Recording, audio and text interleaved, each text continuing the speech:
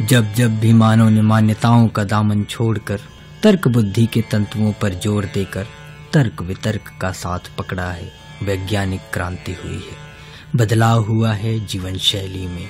तमाम बंधन टूटे हैं, बंधन टूटे हैं हमारे सामर्थ्य के, बंधन टूटे हैं हमारी सोच के, बंधन टूटे हैं हमारे स्वप्न के। विज्ञान ने सहूलियत दी कि हम अपने अस्तित्व को खोजने की राह में आगे बढ़ सकें। तकनीक ने सहूलियत दी कि हम अपने घर को समझ सकें, अपने आप को समझ सकें। एक काल था जब विज्ञान केवल दार्शनिक तत्व मीमांसा कर रहा चिंतक था। प्रयोग, अनुसंधान और अन्वेषण करना, चीजों को जांचने परखने या स्थापित विचारों को दिन प्रतिदिन की व्यवहारिक कसौटी पर कसने का चलन शुरू भी नहीं हुआ था। मध्य युग और आधुनिक युग की दहलीज में वैज्ञानिक सोच और बदलाव की बयार दस्तक दे रही थी। सदियों से चली आ रही धर्म पोषित पुरानी मान्यताओं और सोच की रूढ़ियों को चुनौती देने का अवसर आ गया था। फिर हमने अपनी सोच को व्यापक बनाया और सामाजिक विकास का लक्ष्य लेकर और विज्ञान को औजार बनाकर हम निकल पड़े यात्रा में।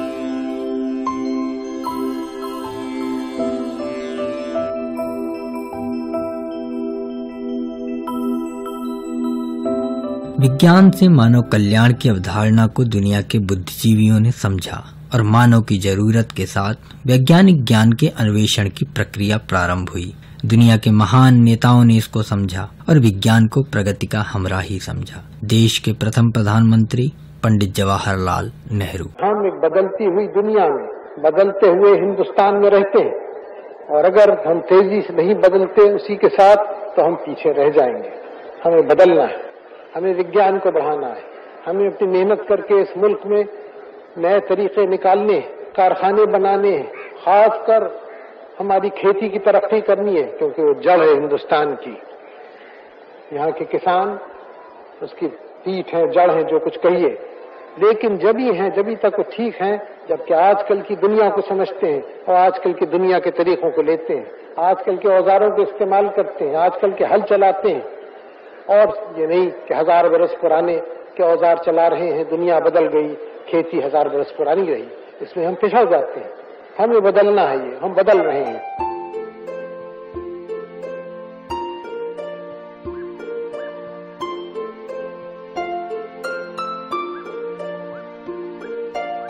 विज्ञान ने हमारा रहन सहन बदला, हम विकास की बेहतर संरचना की ओर बढ़ रहे हैं। कहते हैं आवश्यकता आविष्कार की जननी है।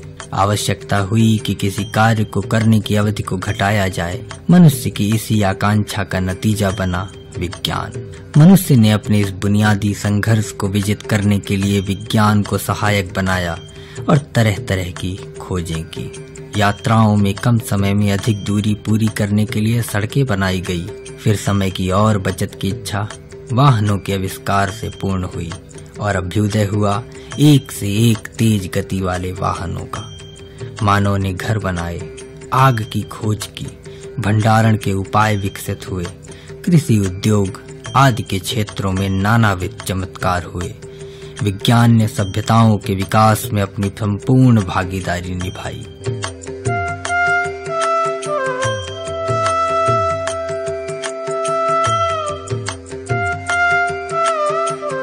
प्राचीन भारत में ऋषियों ने प्रकृति और प्राकृतिक अवधारणाओं को नजदीक से समझा और कई सारे सिद्धांतों का प्रतिपादन किया, जिनका उल्लेख उपनिषदों में किया गया है। 20वीं शताब्दी की कई खोजें इन्हीं सिद्धांतों पर आधारित थी। प्राचीन भारत का विज्ञान हर क्षेत्र में अपनी पकड़ रखता था और कृषि संबंधी कैलेंडर, जिसे कृषि पंचांग के नाम से जाना जाता था, जिसमें वर्षा की मात्रा की भविष्यवाणी के साथ बीजारोपण की विधियां और मिट्टी के स्वास्थ्य संबंधी सावधानियों का उल्लेख किया जाता था। इस संबंध में शिक्षाविद BM शर्मा। विज्ञान जो है जीवन स्तर को ऊंचा उठाने का साधन है। दुनिया में विज्ञान के माध्यम से प्रकृति का दोहन किया, लेकिन इसके बदले प्रकृति में सामंजस्य स्थापित करने का कोई खास प्रयास नहीं किया गया। जो भारतीय दर्शन है हमारा, और खास तौर से हमारे यजुर्वेद, ऋग्वेद, इसमें सूक्तियों के पहले जो 22 मंत्र हैं, हजारों हजार साल पहले ऋषि मुनियों ने विज्ञान के गूढ़तम जो रहस्य हैं उनको प्रतिपादित किया है। संपूर्ण जो ब्रह्मांड में विज्ञान का जो आधार है वह 16 मंत्रों में वर्णित है, और इन सब को कुछ जो आज के ब्रह्मांड वैज्ञानिकों को जो भी ज्ञात है उसका अंश मात्र है। हमारे देश में जो अज्ञात चीजें हैं वेद के कुछ ही जो मंत्र है उसमें निहित हैं। तो पश्चिमी सभ्यता के जो हमारा देश है और जो दुनिया है वो पश्चिमी सभ्यता से प्रभावित हुई है, और उसका जो अनुकरण किया गया उसी के कारण विज्ञान और संस्कृति को हम अपनी जो हमारी मूलभूत विज्ञान और संस्कृति थी उसको हम भूल से गए हैं। इसके परिणाम स्वरूप क्या हुआ कि सभ्यता तो आई लेकिन हमारी जो संस्कृति है उसमें विकृति आ गई। हमारी संस्कृति के अनुसार सभ्यता का तो विकास हो, हम सभ्य बने, लेकिन हमारी संस्कृति भी हमारी पनपे। ईशावास्योपनिषद का पहला जो मंत्र है कि ईशावास्यमिदं सर्वम यत्किंचा जगत्या जगत तेन केन भुजीथा मां हृदय कश्चित् सिद्धनम। अर्थात जो कुछ इस संपूर्ण ब्रह्मांड में और पृथ्वी में है मनुष्य उसका तो अंश मात्र है, अतः जितना अपने लिए आवश्यक हो उतना तो हम ग्रहण कर लें, शेष उन्हें छोड़ देना चाहिए जो हमारे बराबर के हकदार हैं। लेकिन हमारी जो स्वार्थ प्रवृत्ति के कारण हम स्वयं तो भरपूर करना चाहते हैं लेकिन बदले में प्रकृति को या दूसरों को कुछ छोड़ना नहीं चाहते। हमारे भारतीय संस्कृति दर्शन में देखिए, पक्षियों को दाना चुगाने की परंपरा हमारे यहाँ रही, चींटियों को आटा डालने की परंपरा हमारे देश में रही है, फिर अतिथि को खिलाकर और गौग्रास निकालकर और फिर आखिरी में भोजन करने की यदि बात हमारी संस्कृति में रही है तो निश्चित रूप से इसीलिए दुनिया की सर्वश्रेष्ठ संस्कृति में इसको सर्वश्रेष्ठ स्थान प्राप्त हुआ है। हमारे यहाँ प्रकृति से जुड़ा हुआ बरगद, आम, पीपल, तुलसी, आंवला ऐसे जड़ वृक्षों की पूजा, नदी, पहाड़, पत्थर सब की पूजा, माने धरती की पूजा, यानी जड़ चेतन सब के साथ सह अस्तित्व की भावना का सोच जो आखिर ये कहाँ से आया दुनिया में, वह इसी वैज्ञानिक ज्ञान से जिसे हम पर्यावरण विज्ञान, आज पर्यावरण विज्ञान लोग सतही रूप में पढ़ते हैं, लेकिन हमारे तो रग रग में, हमारी परंपराओं में, हमारी चेतना में ये पर्यावरण विज्ञान पहले से ही बसा हुआ है। खास तौर से हमारे यहाँ ये माना गया है कि जो यहाँ आंवले का पेड़ हो, तुलसी के पेड़ हो, बेल हो, नीम हो, ऐसी जगह यदि एक स्थान पर यदि आपको मिल जाए तो कहा जाता है कि स्वर्ग है। ऐसी परंपरा हमारे यहाँ, और ये शोध में भी आया है कि तुलसी जो है 4 गुना और पीपल तो 40 गुना दिन में ऑक्सीजन जो है वो देते हैं लोगों को। तो इसलिए हमारे यहाँ जो शोध हुआ है वो पूरी तरीके से वैज्ञानिक परख शोध हुआ था और सामंजस्य स्थापित, प्रकृति का सामंजस्य बना रहे, इस तरह की दोहन की हमारे यहाँ विधा रही है। सुश्रुत से लेकर चरक तक महर्षि कणाद, ब्रह्मगुप्त, वराह मिहिर, भारत में वैज्ञानिक दृष्टिकोण का इतिहास पुराना है और शिशिर कुमार मित्रा, प्रोफेसर मेघनाथ साहा, सत्येंद्र नाथ बोस, होमी जहांगीर भाभा, डॉक्टर साराभाई, जगदीश चंद्र बोस, प्रफुल्ल चंद्र राय और रमन प्रभाव से दुनिया को विज्ञान के नई अवधारणा की खोज की राह प्रदान करने वाले डॉक्टर चंद्रशेखर वेंकट रमन जैसे विज्ञान पुत्र भारत ने दुनिया को दिए। और इन्हीं सर चंद्रशेखर वेंकट रमन के रमन प्रभाव की खोज दिवस को राष्ट्रीय विज्ञान दिवस के रूप में मनाया जाता है।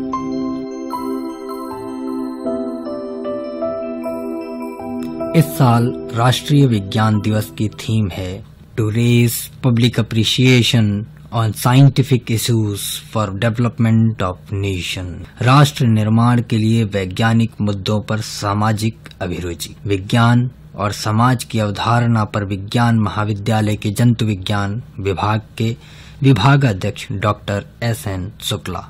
विज्ञान तो समाज के लिए ही है और समाज ही विज्ञान है। ये दोनों चीजों में एक दूसरे के पूरक हैं। यदि विज्ञान नहीं होगा तो समाज नहीं होगा, यदि समाज नहीं होता तो विज्ञान कोई महत्व नहीं है। अर्थात जितने भी लोग हैं, जितने भी समाज में हैं, बहुत सी रूढ़ियां हैं, रूढ़ियों को हटाने के लिए विज्ञान की आवश्यकता होती। फिर उसके साथ जो है कदम से कदम मिला के तभी हम बढ़ सकते हैं, प्रगति कर सकते हैं, जब दोनों उसके एडवांटेज और डिसएडवांटेज को जाने। एडवांटेज जैसे आपके पास एक चाकू है, उससे नाक भी काटा जा सकता है और सब्जी भी काटी जा सकती है। तो विज्ञान तो इस तरीके का उस तरह है कि उससे आप प्रगति भी कर सकते हैं, विकास भी कर सकते हैं और उसी से विनाश भी संभव है। हो सकता है कि ऐसा न हो कि अगले आने वाली सदी में ये विकास ही विनाश का कारण बने। तो मानव को सभ्यता ये स्थिर रखना है, अपने को जागृत रखना है, तो बहुत ही समझ से काम लेने की आवश्यकता। विकसित वैज्ञानिक तथ्यों को हम बेहतर ढंग से समझ सके और राष्ट्र निर्माण में उनका उपयोग करें। इसके लिए छात्रों को विज्ञान से जोड़ना, उन्हें अन्वेषण के लिए प्रेरित करना एक चुनौती है। छात्रों को विज्ञान से कैसे जोड़ें, उनकी रुचि कैसे जगाएं और उन्हें वैज्ञानिक प्रकृति के मूल उद्देश्य को कैसे समझाएं, इस विषय पर इंजीनियर सौरभ त्रिपाठी के विचार। विज्ञान को निश्चित रूप से अगर हम समाज से जोड़ना चाहते हैं, वो हमारे दैनिक जीवन में तो है ही, पर हमें उसे अपने दैनिक जीवन में विज्ञान के रूप में समझना होगा। अगर बच्चों के लिए स्कूल लेवल पर शिक्षा मिल रही है और कॉलेज में भी मिल रही है, तो हमें उन्हें अपनाना होगा। अगर हम किसी चीज़ का इस्तेमाल कर रहे हैं, किसी मशीन का इस्तेमाल कर रहे हैं, तो उसे पूरी तरह से वैज्ञानिक तरीके से करें, उसका व्यर्थ उपयोग न करें। मतलब ये हमारी कलेक्टिव जिम्मेदारी बनेगी, ये एक तरह से सामाजिक जिम्मेदारी है हमारी, इस तरह से हम समझ सकते हैं। शिक्षा में तो अगर परिवर्तन की बात है, तो जैसे विद्यालयों में हमें प्रायोगिक शिक्षा पर ज़्यादा जोर देना होगा। हम थ्योरी बुक्स किताबें तो पढ़ रहे हैं, पर जो उसका प्रैक्टिकल नॉलेज है वो हमें समझना होगा। हमने कभी दूसरी कक्षा में एक पाठ पढ़ा था, विज्ञान आओ करके सीखें, तो हमें उसे करके ही सीखना होगा, तभी हम उसे समझ सकते हैं। जिज्ञासा पैदा करनी होगी बच्चों में, तभी उस चीज़ के लिए हम विज्ञान की ओर जा सकते हैं। हम जबरदस्ती किसी बच्चे को विज्ञान थोप नहीं सकते हैं, जब तक उसमें इंटरेस्ट क्रिएट होगा तभी ऐसा किया जा सकता है। किताबी ज्ञान ही पर्याप्त नहीं है, इसके लिए हमें बच्चों को बाहर ले जाना चाहिए, उन्हें दिखाने। अगर हम किसी चीज़ के बारे में पढ़ रहे हैं, तो अगर हम उन्हें दिखाएं कि ये कैसे काम कर रही है, तो उन्हें ज़्यादा समझ में आएगा और उसे ज़्यादा अच्छे से उसे अपने अंदर ले सकेंगे। तो हमें फील्ड ट्रिप्स, एजुकेशनल ट्रिप्स ऐसे विद्यार्थियों को बाहर ले जाना चाहिए और उन्हें दिखाना चाहिए, और जैसा मैंने कहा प्रैक्टिकल्स पे ज़्यादा जोर देना चाहिए। विज्ञान के विकास के साथ समाज का विकास हो, यह लक्ष्य कोई मुश्किल लक्ष्य नहीं है। जरूरी है विज्ञान के सिद्धांतों को आम जन तक पहुंचाया जा सके। विज्ञान की जटिल अवधारणाओं को इस तरह ढाला जाए कि वह सामान्य जनजीवन में बदलाव की बयार बहा सके, और इसके लिए आवश्यक है कि शिक्षा पद्धति में आमूलचूल परिवर्तन किए जाने चाहिए। इस संबंध में बीएम शर्मा। महान वैज्ञानिक आइंस्टीन ने एक बार कहा था कि बिना धर्म के विज्ञान लगड़ा है और बिना विज्ञान के धर्म गूंगा है। इस तरह की अवधारणा आइंस्टीन ने सोची थी, और ये हमारे भारतीय ज्ञान को देखकर उन्होंने ऐसा कहा था।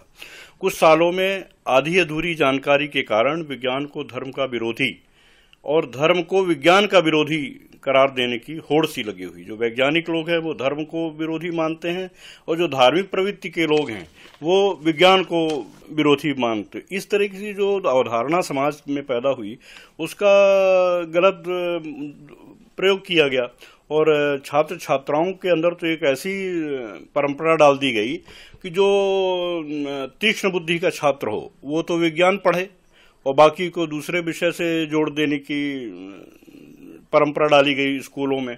तो स्कूली जो परिवेश है वहां पर इस तरह का, और उसको बहुत जटिल, कि विज्ञान जो है सामान्य छात्रों के लिए नहीं है, इसको ऐसा जटिल रूप से पेश किया गया, और या तो उसे आश्चर्यजनक विज्ञान के आश्चर्य इस तरह से पढ़ाया गया, जबकि हमारे तो रग रग में विज्ञान है, और हमारे जो प्राचीन परंपराओं में हमारे ऋषि मुनियों ने जो शोध किया है वो विज्ञान आज भी विकसित नहीं हो पाया है। तो पहले छात्र छात्राओं को इसी तरीके से पढ़ाया जाता था, खेल खेल में उनको जिस तरह से है, लेकिन अब जो है वो छात्र छात्राओं को जाने लगा कि ये बहुत जो जटिल विषय है, बहुत तीक्ष्ण है, और बुद्धि के लोग ही इसको पढ़ सकते हैं। ऐसा एक वर्गीकरण जो किया गया, उससे जो सामान्य प्रवृत्ति के छात्र थे उनके अंदर एक विज्ञान के पढ़ने के प्रति एक भय उत्पन्न हो गया। उनको डर लगने लगा कि हमारे लिए विज्ञान नहीं है, हमको तो दूसरे विषय को ही देखना चाहिए। विज्ञान एक ताकत है, और इसका उपयोग सामाजिक उत्थान से लेकर विनाश तक हो सकता है। इतिहास पर नजर डालें तो कई सारी ऐसी खोज हुई जिनके दुरुपयोग के कारण विनाश की परिणति के रूप में हुई। वैज्ञानिक विकास के साथ साथ सामाजिक सौदेश्यता एक बड़ी चुनौती है, जिसे समझना आवश्यक है। इस संबंध में डॉक्टर एस.एन. बहुत सी खोजें हुई हैं जो कि आज अभिशाप बनती जा रही हैं। फॉर एग्जाम्पल, एक आपको यहीं पे हम बताएं कि जो आजकल पेस्टिसाइड है, पेस्टिसाइड का उपयोग यदि न हो तो पूरे जो है जितनी फसल है नष्ट हो जाएंगी। बिल्कुल सही बात है, जब नष्ट हो जाएंगी तो होगा ही नहीं फसल। परंतु इनका जो एक्स्ट्रा एक्सप्लॉयटेशन जो रहता है, बहुत ज्यादा उपयोग, हम अनजाने में उनको इतना उपयोग कर जाते हैं कि वो हानिकारक हमी के लिए हमारे लिए ही हो रहे हैं। आपको आज दूध, सब्जी, फल, कोई भी चीज यदि लें और देखें तो वो हानिकारक होती है, पॉइजनस होती जा रही है। पॉइजनस इसलिए होती जा रही है कि हम उसका उपयोग तो कर रहे हैं, परंतु उसके उपयोग के बारे में नहीं समझ रहे हैं, उसके कॉन्सिक्वेंसेस के बारे में नहीं समझ रहे हैं। पेस्टिसाइड तो हम यूज कर रहे हैं, पर उस पेस्टिसाइड का क्या प्रभाव पड़ रहा है ये हम नहीं जान रहे हैं। उससे क्या होगा कि आपके पूरे के पूरे इकोसिस्टम या पर्यावरण में और आपके ह्यूमन जो सिविलाइजेशन जिसे हम कह रहे हैं, एक केवल रोगग्रस्त होकर के और व्यथित हो जाएगा। यदि हम आगे उसको जो है उपचार न किए सही तरीके से, तो वो पूरा खत्म हो जाएगा, कोलैप्स हो जाएगा, पूरा सिस्टम कोलैप्स हो जाएगा। और इसके लिए बहुत जरूरी है कि एक जनरल अवेयरनेस हो, जितने भी पॉपुलेशन है सभी को, जन सामान्य को एक अवेयर किया जाए कि डाइवर्सिटी क्यों आवश्यक है, पेस्टिसाइड का यूज कितना आवश्यक है, फर्टिलाइजर का यूज कितना आवश्यक है। ये तभी संभव होगा जब हम साइंस को मोहब्बत करेंगे, साइंस को पढ़ेंगे, साइंस को अपना लक्ष्य बनाएंगे। ज्ञान अगर औजार है तो हथियार भी है। अंतर है कि थामने वाले हाथ कौन से हैं। विज्ञान को सामाजिक विकास में हिस्सेदारी के लिए हम सबको सामाजिक सोदेश्यता की शिक्षा विज्ञान के साथ देनी होगी। सौरभ त्रिपाठी। इसे हम ऐसा समझ सकते हैं कि कंप्यूटर आया, कंप्यूटर हम जानते हैं कितना यूज़फुल है, पर उसके हमें नकारात्मक परिणाम भी देखने को मिल रहे हैं। ये हमारी अपने उसके यूज़ करने के तरीके पर निर्भर है। तो ये हमें खुद ही सिखाना होगा अपने बच्चों को, अपने साथ वालों को, कि इसके क्या दुष्परिणाम हो सकते हैं और उस हिसाब से कार्य करना होगा। हमें पेट्रोल मिला पर हम इसे व्यर्थ न गवाएं, बिजली मिल रही है तो हम इसका नॉर्मल यूज़ करें या जो हमारे उपयोग की है वही यूज़ करें, फालतू व्यर्थ ना करें। हमें समझना होगा कि अगर बिजली किस तरह से आ रही है और किस तरह से खर्च हो रही है और मतलब क्या हो रहा है, ये समझना होगा हमें, तभी हम समझ सकते हैं विज्ञान क्या है। जन जागरूकता की तो हमें आवश्यकता पूरी तरह से है यहाँ पे। जैसे हम नवीनीकरणीय संसाधनों को हमें ज़्यादा जोर देना होगा और मतलब ये तो हम ऊर्जा की बात कर रहे हैं कि हमें नवीनीकरणीय पर हम सौर ऊर्जा पे निर्भर हों या और ऊर्जा पे, और इन चीज़ों का कम इस्तेमाल करें। इसके अलावा जो हमें पहले से ज्ञान मिला हुआ है, हमारे पूर्वजों से मिल रहा है, जो हमें हमेशा से चला आ रहा है, उसे भी समझना होगा, उसे पूरी तरह से नकारना नहीं होगा, उन छोटी छोटी चीज़ों का ध्यान रखना होगा। और इस तरह से मतलब हम विज्ञान को अपना सकते हैं। अपनाया तो हुआ ही है, पर मतलब उसका सब लोग इस्तेमाल करके, ऐसा नहीं कि हम ही इस्तेमाल करें दूसरा वर्ग वंचित रह जाए, ऐसा नहीं होना चाहिए।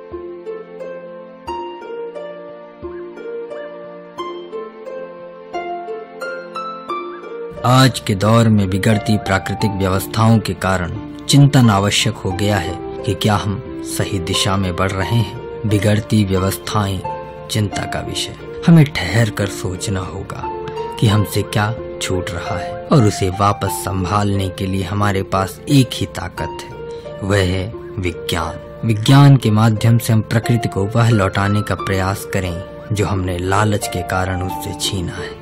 प्रकृति ने हमारे लिए अपना खजाना खोला है, हमें भी समेकित प्रयास से उसे सहेजने का प्रयास करना चाहिए। वैज्ञानिक मुद्दों पर सामाजिक अभिरुचि का विकास जरूरी है, जिससे हम राष्ट्र निर्माण में विज्ञान की भूमिका को मजबूत कर सकें। समाज की हर इकाई को वैज्ञानिक दृष्टिकोण बनाने और उसे विकास की अवधारणा से जोड़ने का प्रयास होना चाहिए। आज हम विज्ञान के हर पक्ष की समालोचना करें, उसे व्यवहारिक रूप से समझें और विकास के पथ पर आगे बढ़ें।